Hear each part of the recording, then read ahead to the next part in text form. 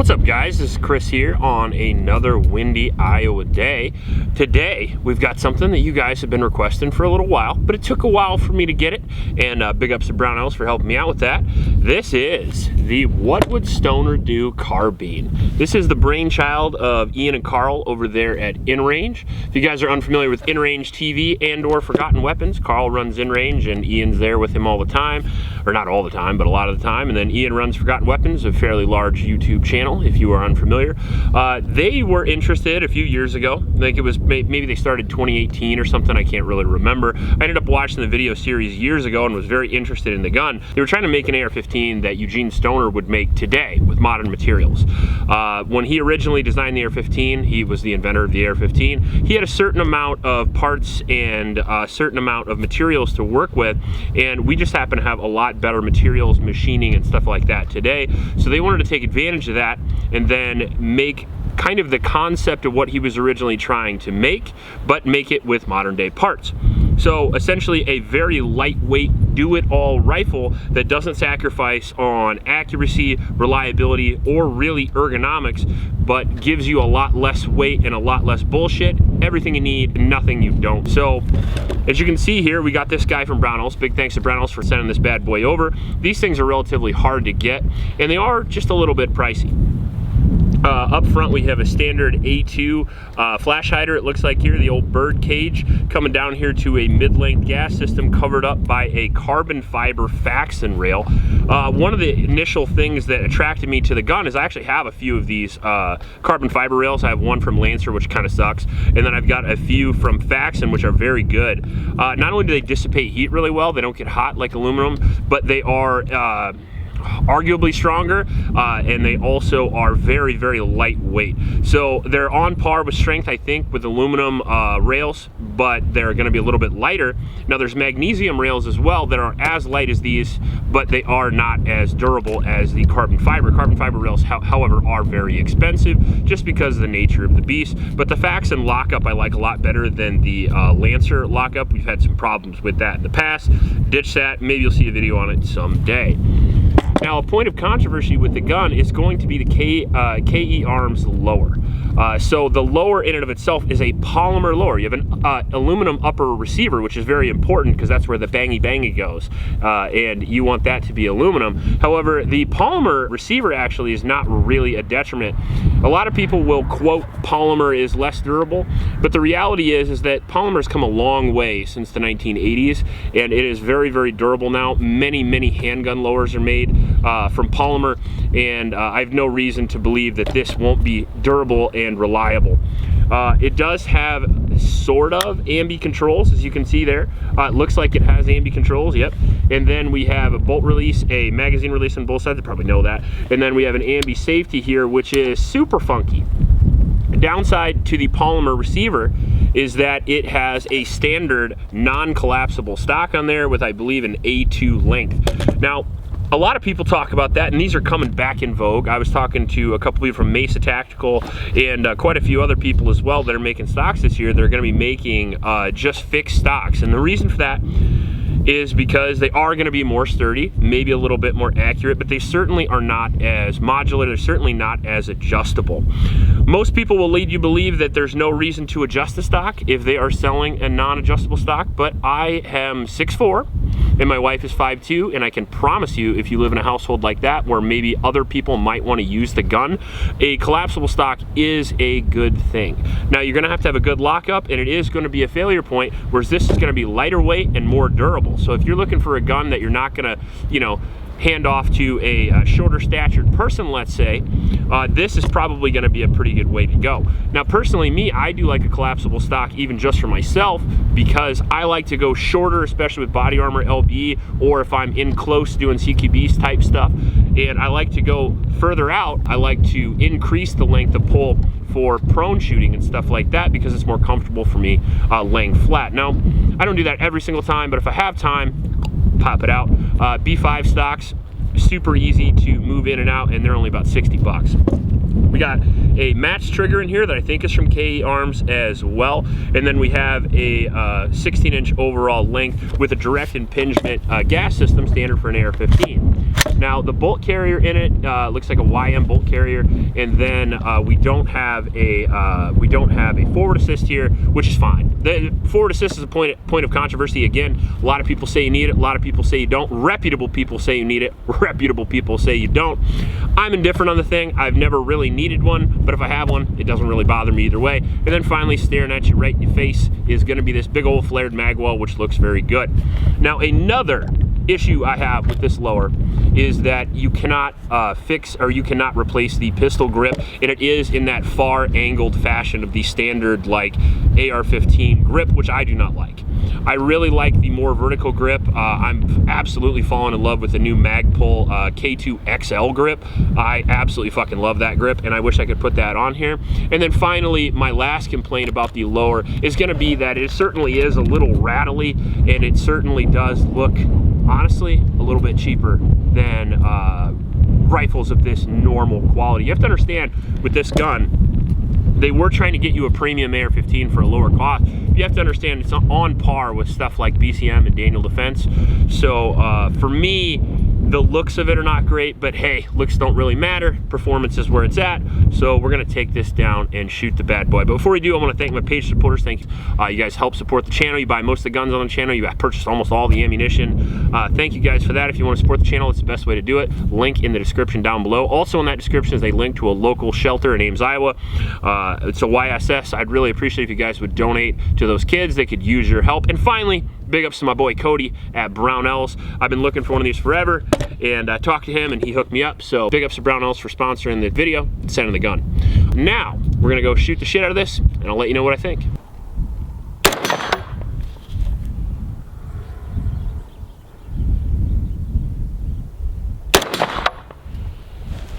Show him a little bit left.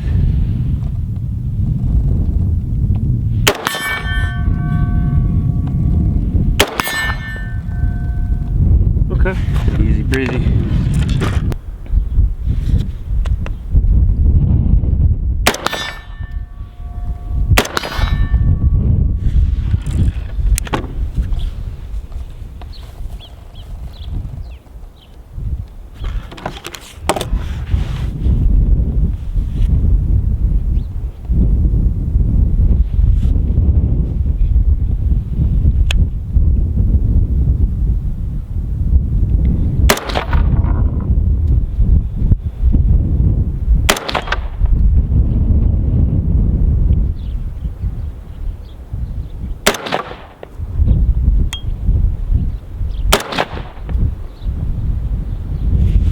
Are you shooting paper now?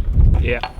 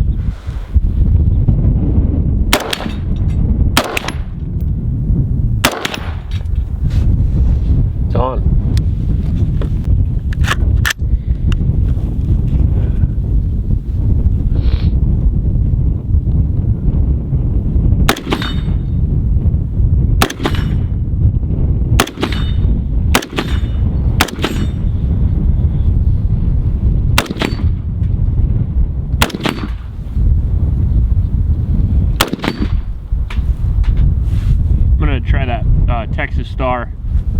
Okie dokie, baby.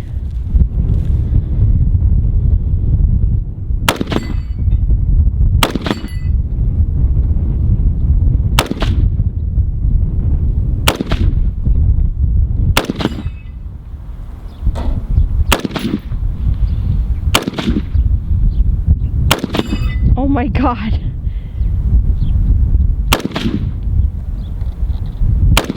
Oh, you did it! Not so bad. That was badass.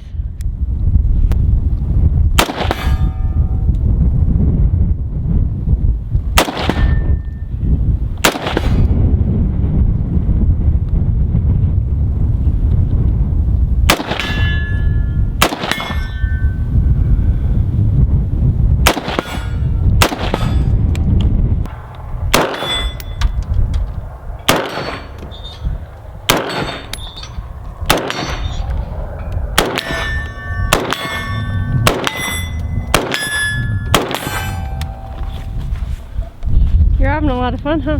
Yeah.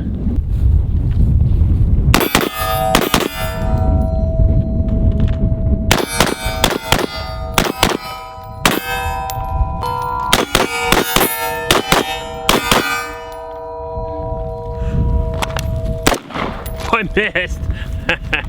Trying to look cool and it backfired. Hold on. But I love you. Oh, oh.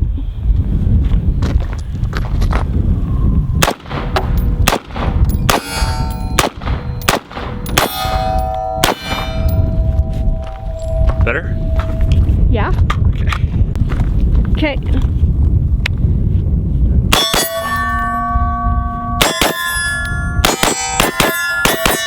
You wanna try it before I shoot it all?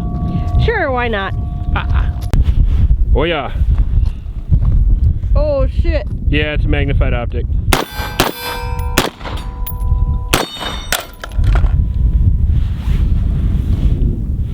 What'd I do? You probably pressed one of the ambi mag release buttons. Love That's- ambi controls I until you tend to pop do the that. fucking mag out. True. Go.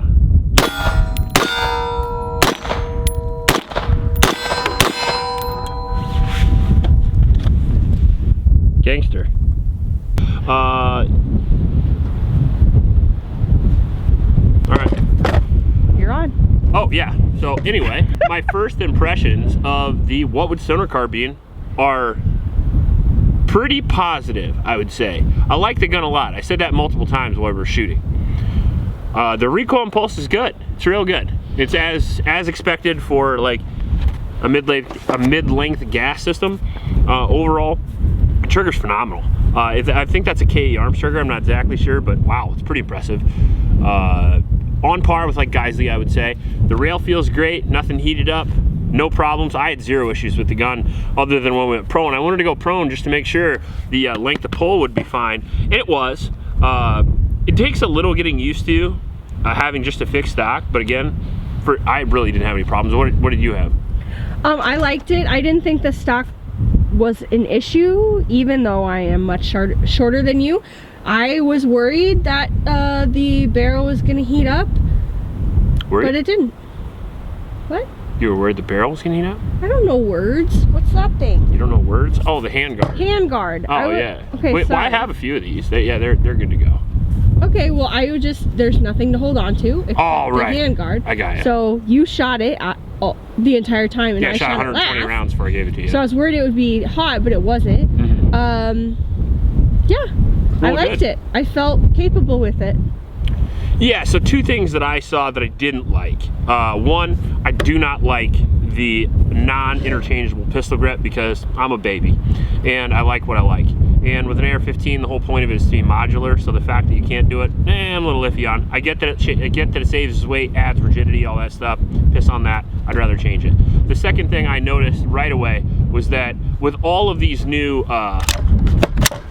ambidextrous AR-15s, you have so much stuff going on all the time. You know what I mean? Mm-hmm. And now, even as a left-hander, I noticed more often you've been dropping a lot of magazines. It is a problem I have. Yeah, but a lot of it is because there's so many damn controls. If you put controls on each side that you're not accustomed to, there's going to be a learning curve. Now, if this is your only gun, not a problem. But I don't have a lot of ambi lowers, to be honest. We have ambi safeties, but as far as magazine release and bolt hold open, bolt catch, whatever the fuck the damn thing is called, the bolt pushy button. Trademark. Right. But that's more of a training issue than anything. It's something you definitely overcome. So that's not going to be a problem. One thing I would change on this gun, is going to be the charging handle. Now I like the charging handle for a 3-gun competition style of gun, but this particular thing here, I noticed yesterday when I was playing around with it, slinged up, this thing has a real habit of stabbing me in the side. And I like the Geisley or the Radian because it doesn't stick out as much and it's a little more rounded off, and I don't feel like I'm getting stabbed by a little person all the time, like you. Gun shot really well. It shot like an AR-15. It's very, very lightweight, very easy to handle. I was carrying it the whole time without a sling, no issue whatsoever. And we actually have the PLX compact optic on here, and man, did this thing shine. I love the reticle on this thing. I love the fact it goes 0 to 8. It's very lightweight as well. It really fits the whole philosophy of use of this gun, because the philosophy of use of this gun is to have a rifle capable enough to do everything anywhere from CQB out to 500 or 600 yards, and we will be testing that. We shot some groups with this as well that I don't think we showed because I kind of started slinging lead after that. But we did shoot about an inch group at 50 yards, which is, you know, 2 MOA at 100. And that's pretty good. If you like this video, please like and subscribe. Please support your local homeless shelters, and remember to recycle. I'll check you later.